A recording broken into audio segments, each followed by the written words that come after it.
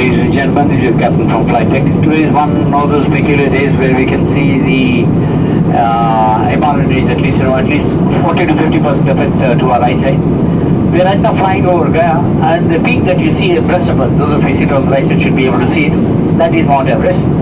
It looks smaller than other peaks, but because of the distance that it appears lower, otherwise, of course, you cannot deny its altitude and elevation, I would say.